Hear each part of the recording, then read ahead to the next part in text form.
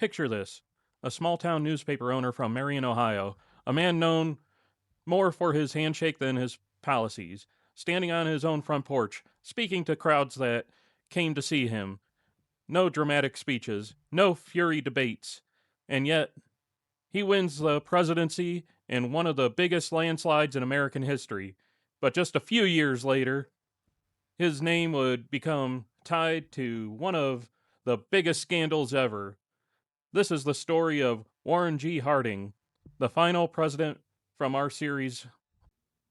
Harding's story doesn't start with power, it starts with struggle. He bought a failing newspaper, the Marion Star, and nearly lost everything trying to keep it alive. There were nights he wasn't sure if he would make it. But slowly, he turned it around. Not by being the smartest writer in the room, but by understanding people. He wrote in a way everyday readers could connect with. He built relationships. He listened more than he talked. And that became his greatest strength.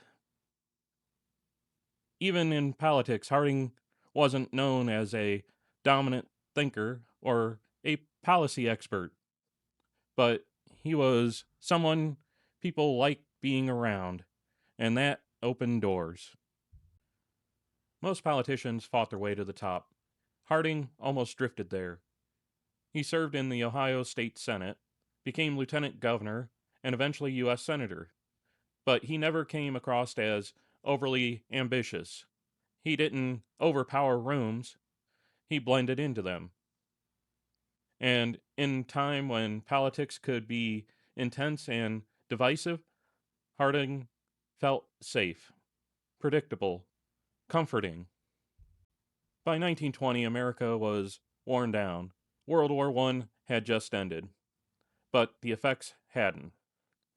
There were economic struggles, labor strikes, and even fear of change. People didn't want another bold, complicated leader. They wanted peace. Harding gave them a phrase they could hold onto: a return to normalcy. It wasn't flashy, but it was exactly what people needed to hear. Instead of traveling the country, Harding stayed home. In Marion, people came to see him. Crowds gathered outside his house as he delivered speeches from his front porch. Sounds like a couple other presidents from Ohio. It felt professional, familiar, almost like talking to a neighbor. And behind the scenes, his campaign was highly organized, carefully managed, and well funded. But the time Election Day came, it wasn't even close. Harding won in a landslide. At the beginning of his presidency, things looked good. The economy began stabilizing, government spending was reduced, taxes were adjusted, and many Americans' life felt like it was finally settling down. Harding's calm personality matched the moment. He wasn't trying to transform a country, he was trying to steady it. And for a while, that worked. If you've been following this series on Ohio presidents, from Ulysses S. Grant to William McKinley, this is the final chapter. Make sure you hit the subscribe, because next we are stepping back and answering the bigger question: why did Ohio produce so many presidents? Here's where things begin to shift. Harding believed in loyalty. He surrounded himself with friends, people he trusted, but not all of them deserved it. Some members of his inner circle began using their positions for personal gain, quietly at first, more boldly later. Harding wasn't blind to the problem. He avoided confrontations. He preferred peace over conflict. And in politics, that can be dangerous. The biggest example: the Teapot Dome Scandal. Government oil reserves meant for national security were secretly leased to private companies. In exchange, money, favors, corruption. It wasn't just a small mistake, it was a betrayal of public trust. And while Harding may not have directly orchestrated it, it happened under his watch because of people he trusted.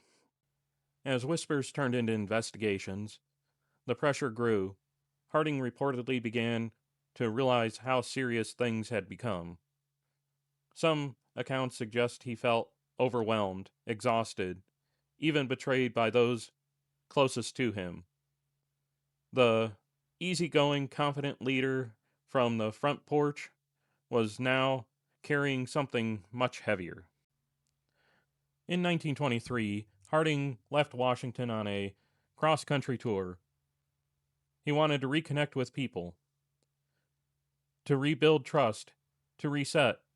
But during his trip, he became ill. Traveling through the West, his condition worsened. And then, while staying in San Francisco, everything stopped. He died suddenly. No long farewell, no final explanation, just gone. And then the truth comes out.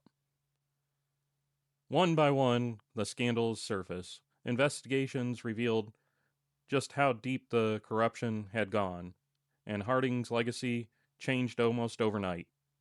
From popular president to a symbol of political scandal. So, how do you judge a man like Warren G. Harding? Was he a leader who helped steady the country at the right time, or someone who failed to control the people around him? Maybe both, because his story isn't just about power, it's about trust and what happens when it's misplaced. And just like that, we have reached the end of Ohio presidents, 8 leaders, all from one state, each with their own story.